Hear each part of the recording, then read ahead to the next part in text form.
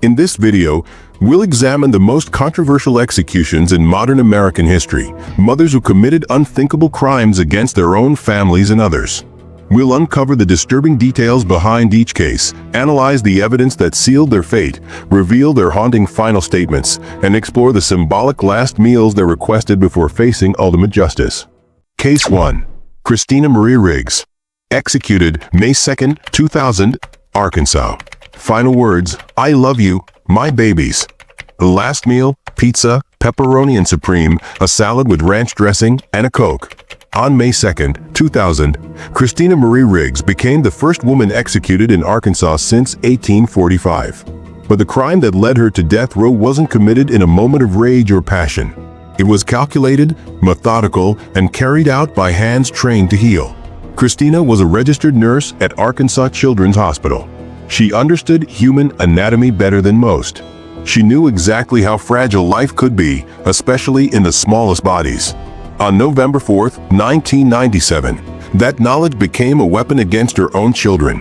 5-year-old Justin and 2-year-old Shelby Riggs were found dead in their beds the next morning. Christina had given them what she claimed were vitamins the night before. But these weren't vitamins. They were potassium chloride injections, the same drug used in lethal injections. When that didn't work fast enough, she smothered them with pillows. After killing her children, Christina turned the needle on herself, injecting a massive dose of the same drug. But unlike her children, she survived. When investigators arrived, they found her unconscious beside the bodies of Justin and Shelby. Christina's motive wasn't anger or mental breakdown. She claimed she wanted to prevent her children from experiencing the pain of separation. Her ex-husband was seeking custody, and Christina couldn't bear the thought of losing them to someone else. So she decided they would all die together. Except death didn't want her that night. The prosecution painted a picture of a selfish mother who chose murder over losing control. Christina had researched the injections beforehand, calculating the exact dosages needed. She had written letters explaining her actions, describing how she wanted to spare her children from a broken home. But the jury saw through her twisted logic. During her trial, Christina showed little remorse. She maintained that killing her children was an act of love, not murder. The jury disagreed, sentencing her to death in 1998. Unlike many death row inmates who spend decades appealing their sentences, Christina actually requested to die. She dropped her appeals and asked Arkansas to carry out her execution.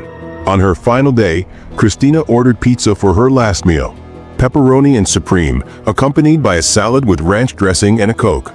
Simple comfort food before facing the ultimate consequence. At 9:09 p.m., Christina was strapped to the gurney in Arkansas's execution chamber. As the lethal injection began flowing through her veins, the same drug she had used on Justin and Shelby, she spoke her final words, "I love you, my babies." Moments later, Christina Riggs was dead. She was 28 years old. The nurse who had sworn to do no harm had become the first woman executed in Arkansas in over 150 years. Case 2. Brenda Andrew. Executed December 28, 2023, Oklahoma. Last meal, declined, fasted in silence. Final words, "I'm innocent. I love my children." 23 years on death row. 23 years of maintaining innocence, while the state of Oklahoma prepared to make her the first woman executed there in nearly a century. Brenda Andrews' story began with a marriage that was already dead and ended with a husband who literally was. Insurance policies have a way of revealing people's true intentions. When Rob Andrew increased his life insurance to $800,000 just months before his death, it seemed like responsible planning. When his wife Brenda started an affair with handyman James Pavitt, it looked like a midlife crisis. When both policies and the affair converged on November 20, 2001, it became murder. Rob Andrew was shot 5 times in the garage of his Oklahoma City home. The scene looked like a botched robbery, but investigators saw through the staging immediately. Nothing valuable was stolen. The house showed no signs of forced entry. And Brenda's story kept changing with each interview. The affair with Pavitt had been going on for months. Brenda, a Sunday school teacher and mother of 2, had been living a double life. She told friends her marriage was over, but she told her husband nothing. Instead, she and Pavitt planned a different kind of divorce settlement. Pavitt pulled the trigger, but Brenda orchestrated everything. She made sure Rob would be alone that night. She gave Pavitt the garage door opener. She even helped stage the crime scene to look like a random robbery. But the insurance money was the real giveaway. $800,000 split between a cheating wife and her lover. The prosecution built their case methodically. Phone records showed constant communication between Brenda and Pavitt before and after the murder. Financial records revealed the insurance policy changes. Witnesses testified about the affair and Brenda's complaints about her marriage. The evidence was overwhelming. Pavitt was arrested first and immediately confessed, implicating Brenda as the mastermind. He was sentenced to death but died of natural causes on death row in 2005. Brenda maintained her innocence throughout her trial, claiming Pavitt acted alone out of jealousy. The jury didn't believe her. In 2004, Brenda was convicted of first-degree murder and sentenced to death. She became the longest-serving woman on Oklahoma's death row, spending over 2 decades appealing her conviction. Every appeal was denied. Every clemency request was rejected. As December 28, 2023 approached, Brenda made her final preparations. She declined her last meal, choosing to fast instead. No comfort food, no final indulgence. Just silence and prayer.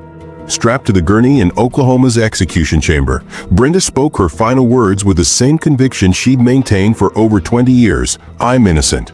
I love my children. At 9:24 p.m., Brenda Andrew was pronounced dead. She was 61 years old, becoming the first woman executed in Oklahoma since 1903. The insurance widow who had waited 23 years for justice finally received it. Case 3. Aileen Wuornos. Executed October 9, 2002, Florida. Final words, like the movie, Big Mothership and all, I'll be back, I'll be back. A last meal, Wuornos declined a special last meal.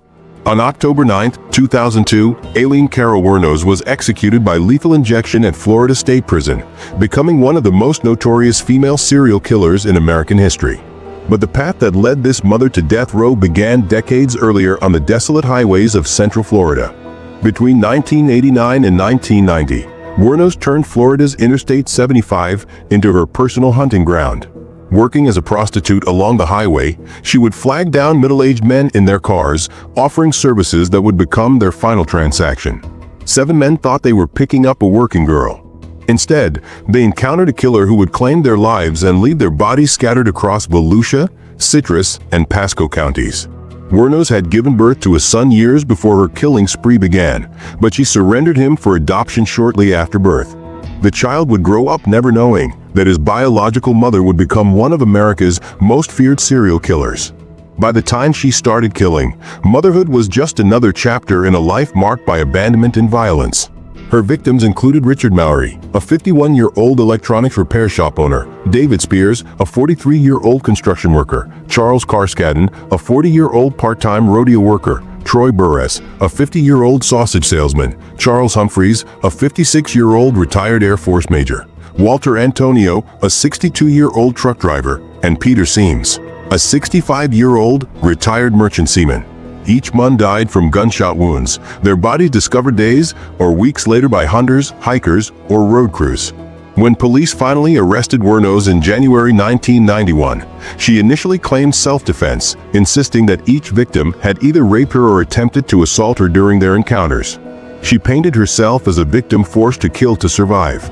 But prosecutors argued that robbery, not self-preservation, motivated the murders. Evidence showed she had stolen money, personal items, and even cars from her victims.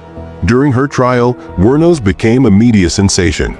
Her claims of self-defense sparked debates about violence against sex workers and whether society's most vulnerable women could truly receive justice.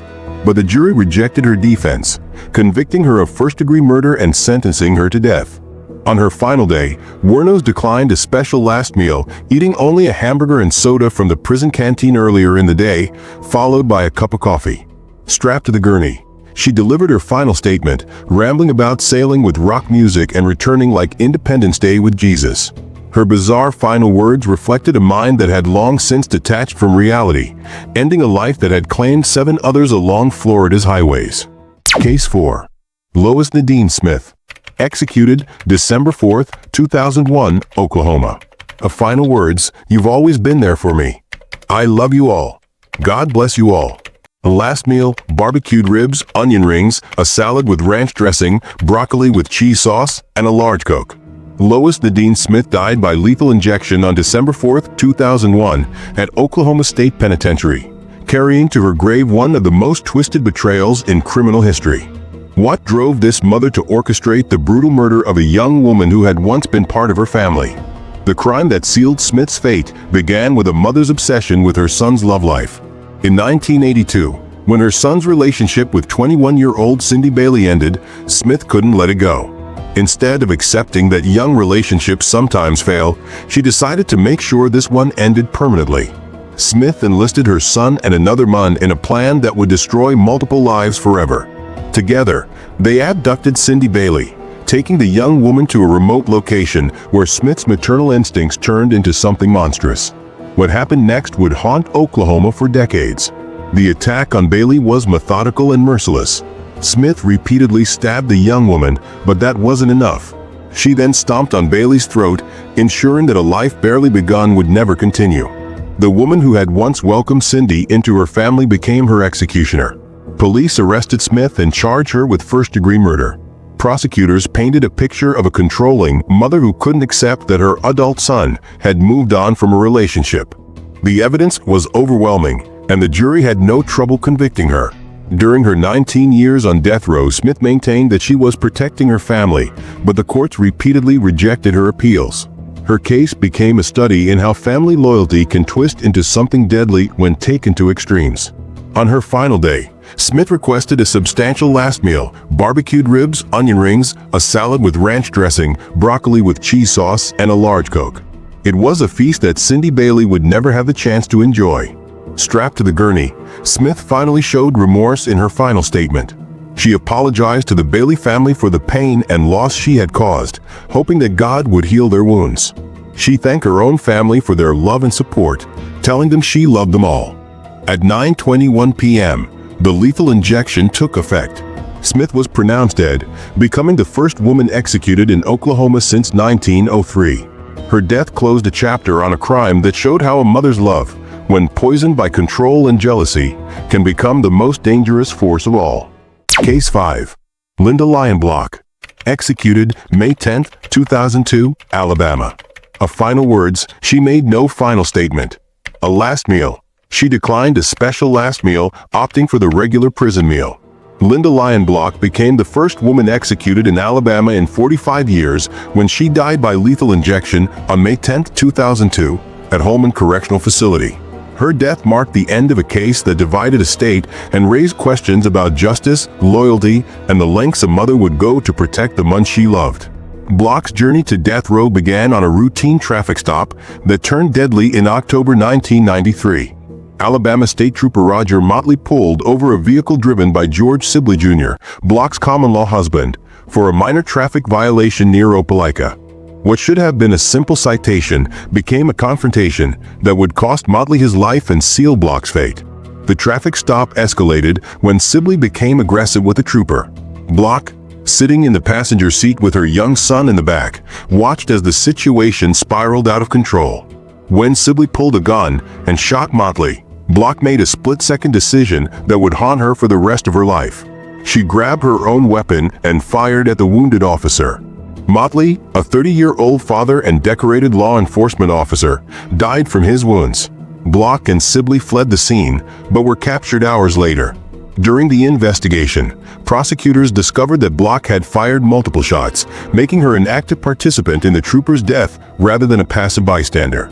The case against Block was complicated by her relationship with Sibley and her role as a mother. Defense attorneys argued that she acted out of fear and loyalty to her partner, trying to protect the father figure in her son's life. They painted her as a woman caught in an impossible situation who made a terrible choice in a moment of panic. Prosecutors saw it differently. They argued that Block had made a conscious decision to participate in the murder of a police officer. The evidence showed she had multiple opportunities to de-escalate the situation or distance herself from Sibley's actions. Instead, she chose to become his accomplice. During her 9 years on death row, Block maintained her innocence of premeditated murder while acknowledging her role in the tragedy. She refused interviews and kept a low profile, focusing on her appeals and her relationship with her son, who grew up visiting his mother in prison. On her execution day, Block declined a special last meal, eating only the regular prison food served to all inmates. When offered the chance to make a final statement, she remained silent, maintaining the quiet dignity she had shown throughout her incarceration. At 6:21 p.m., the lethal injection took effect.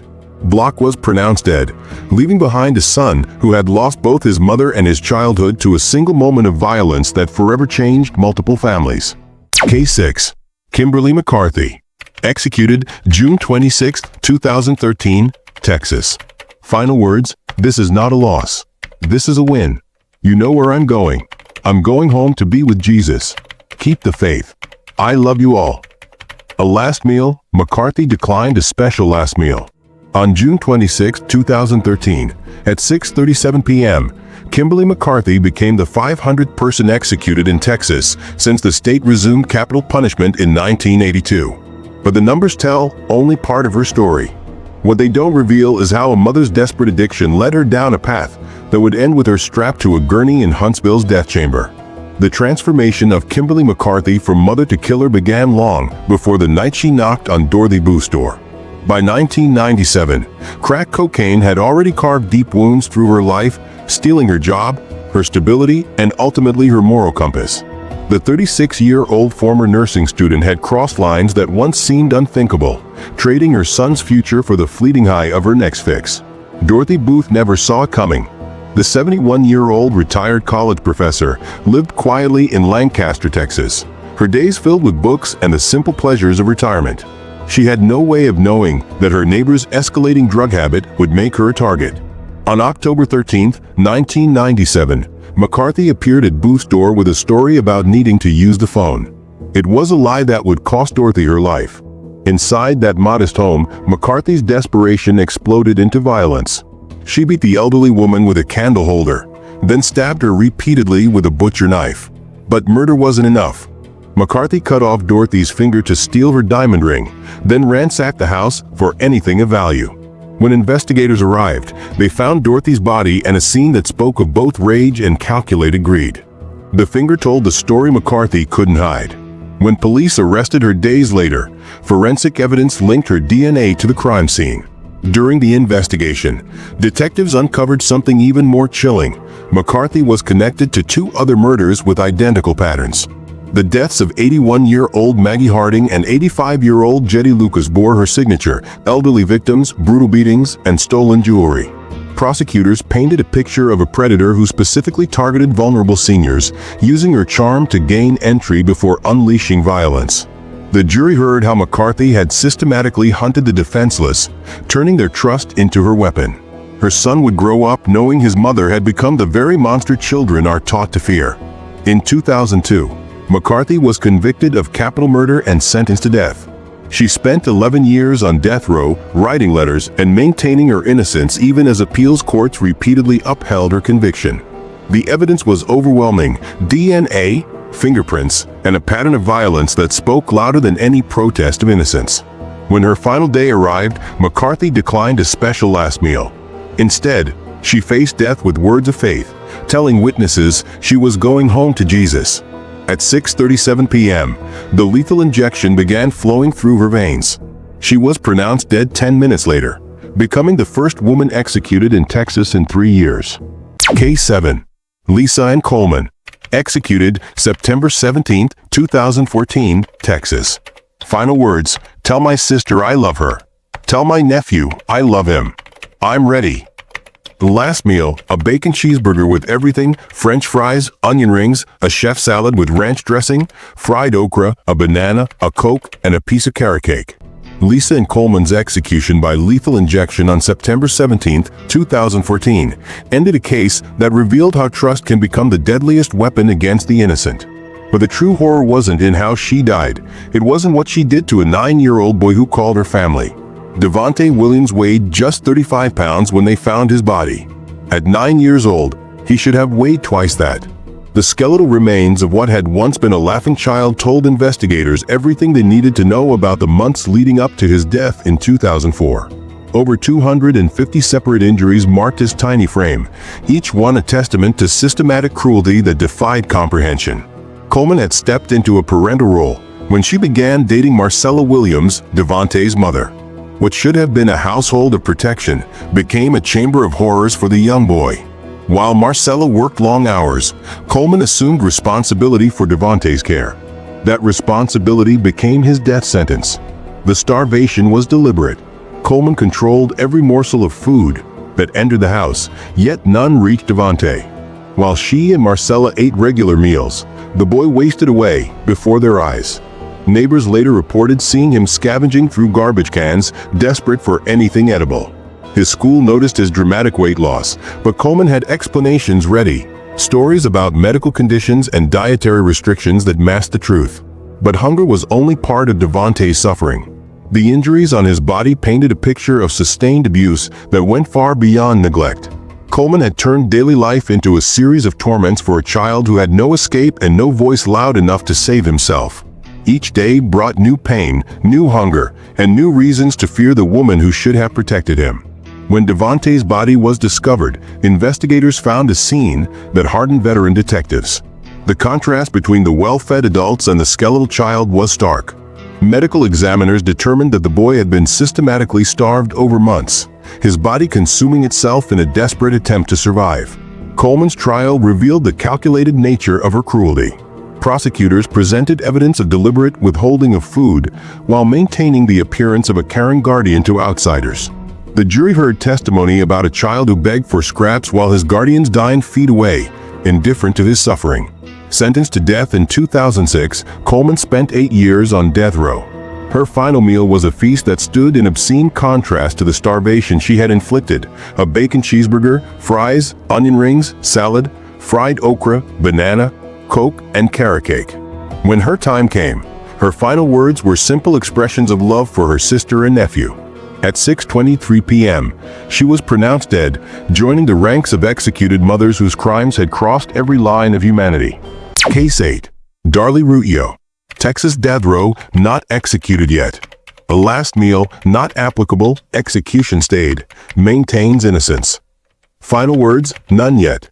Darlie Ruta has been waiting on Texas death row for over 27 years, yet her execution date remains unset as appeals continue to wind through the courts.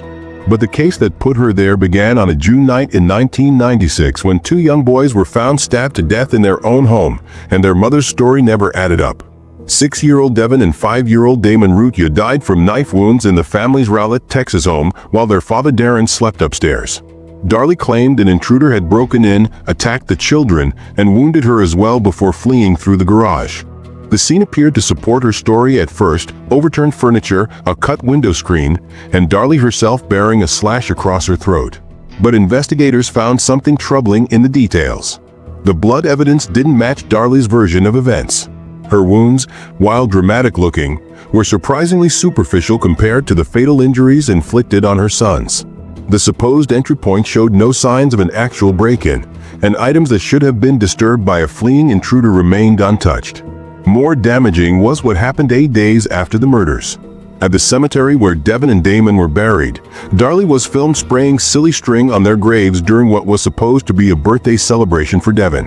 The video showed her laughing and smiling, behavior that prosecutors would later argue demonstrated a shocking lack of grief for a mother who had just lost 2 children. The case against Darlie built methodically. Forensic experts testified that the blood spatter patterns in the house contradicted her story of fighting off an attacker. The cut on her throat, while appearing severe, had missed all major arteries and vital structures, an unlikely outcome for a random attack. Investigators also discovered that the family was facing serious financial problems, leading prosecutors to suggest a motive involving life insurance policies on the children.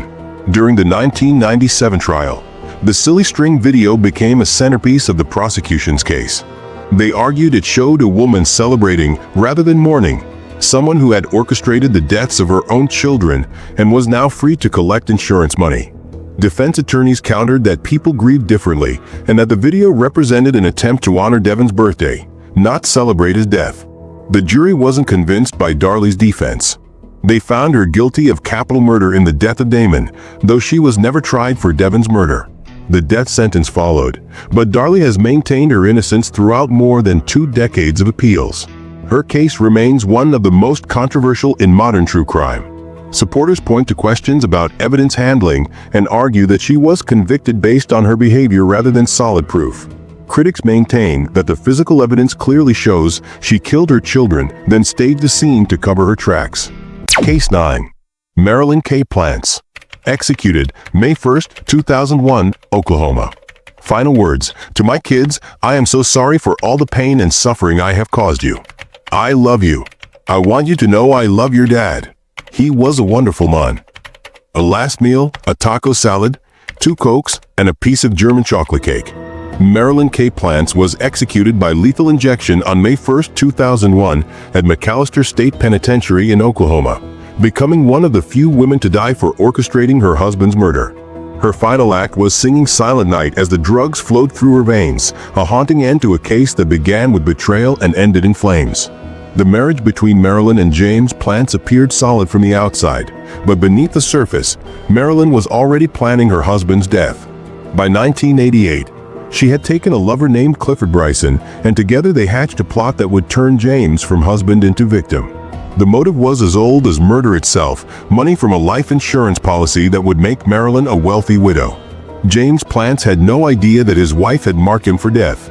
On August 26, 1988, he left work as usual, unaware that Marilyn had set the wheels of his murder in motion. She had recruited not just her lover Bryson, but also a second man named Clinton McKimball to carry out the killing. The plan was simple and brutal: ambush James and make it look like a robbery gone wrong. The attack came when James was most vulnerable. The 2 men cornered him near his pickup truck and beat him savagely with baseball bats.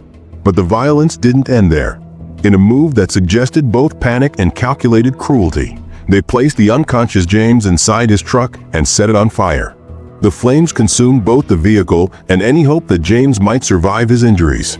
Investigators initially treated the case as a random act of violence, but inconsistencies in Marilyn's story soon raised suspicions. Her behavior in the aftermath of James's death seemed off to those who knew the couple. While she played the grieving widow in public, behind closed doors, she was already planning her new life with the insurance money and her lover. The truth emerged when one of the killers broke under police questioning.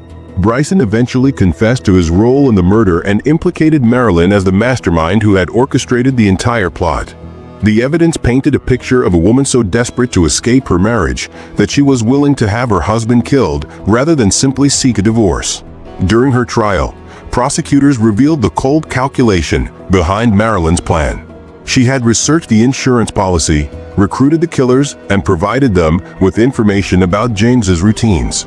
The jury heard how she had traded her husband's life for financial gain, showing no remorse even as the case against her mounted.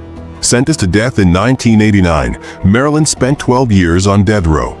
On the night of her execution, she ate a final meal of taco salad, 2 Cokes, and German chocolate cake. Her last words were an apology to her children and a declaration of love for the man she had ordered killed. Then, as the lethal injection began, she sang the Christmas carol that would become her epitaph. The cases we've examined are profoundly disturbing, challenging our understanding of maternal bonds and human capacity for cruelty. These women, entrusted with care or embodying the role of a mother, committed acts that led them to the ultimate punishment. Their final words and last meals offer a haunting glimpse into their last moments. While justice, in the eyes of the law, was served, the stories leave behind a legacy of pain, loss, and unanswered questions about the darkness that can reside within. The impact of their crimes continues to resonate with the families of the victims and serves as a somber reminder of the devastating consequences of such betrayals of trust and life.